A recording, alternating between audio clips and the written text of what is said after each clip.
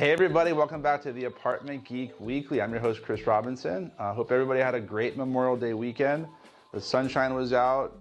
I think hopefully we had a chance to enjoy quality time with friends, family, but most importantly, be humble and be aware of why Memorial Day exists. And it's obviously for the fallen soldiers and all the people out there who have served to give us free, amazing life in the U.S.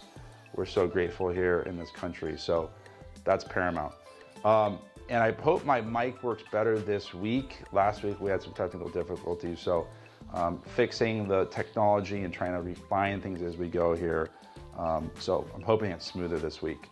So I'm excited. We're going to do a 3-part series on basically what do you do when you want to retire after owning an apartment complex for 10 years, 30 years, whatever it is. If you're at a point where you want to kind of enjoy your life more, we're going to be talking about 6 exit strategies over 3 weeks.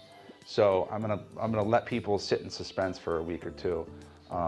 Today, we're going to talk about 2 that most people out there probably know about.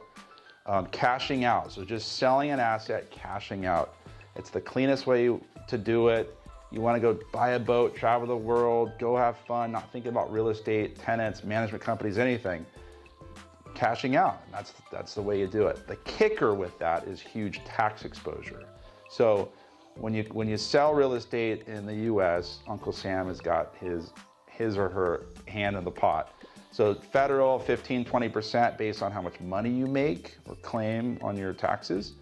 And then the state of California, we know, likes their taxes. You're in around the 10% range. Obamacare is, I think, 3.8%. Don't quote me on specific tax numbers, but you've got 30-35% tax exposure if you're selling an asset on the gain. So the kicker with real estate is you have recapture depreciation. So that's treated as income, and the basis is basically, it creates a really low basis. So if you've owned real estate for 20, 30, 40 years, I've seen the basis on real estate be almost zero, and essentially that the whole thing is gain at the time of sale. So check your tax with your tax person, your CPA, make sure that cashing out's the way to do it. I've seen people really regret doing that when they're at the closing table and they're like, oh my gosh, I have to pay X amount to the government. Second, seller financing. So you're acting as the lender for the buyer or the person who's going to come buy your property. I've taken care of a lot of clients and really made some neat ways. I'm not trying to pat my back here, but structured ways where sellers make almost more money in interest income than they do from the cash flow of their properties, typically based on really low rents or mismanaged assets, higher expenses. But this is a neat way because you're only paying tax on the down payment.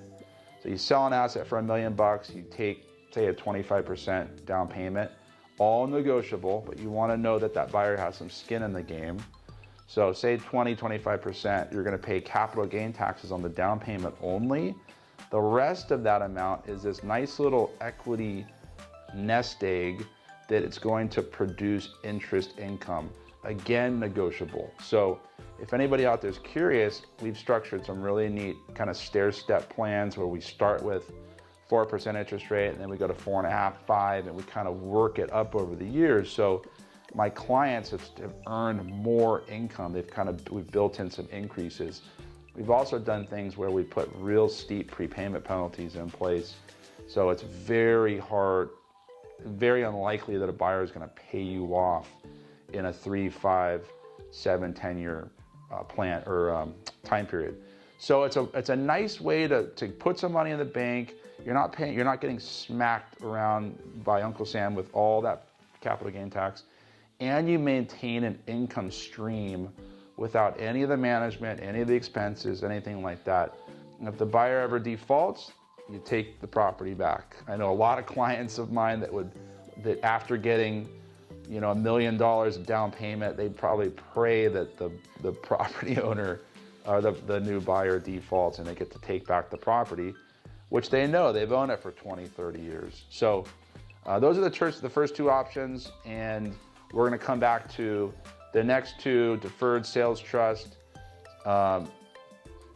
management company, gifting or donating real estate, and single tenant triple nets in the next two episodes. So thanks for watching, and if you like these episodes, please like them on the YouTube channel, and appreciate you tuning in. I've been getting some really good feedback, and it makes me feel good, like I'm helping people, adding some value out there. So until next time, happy investing, be well, bye.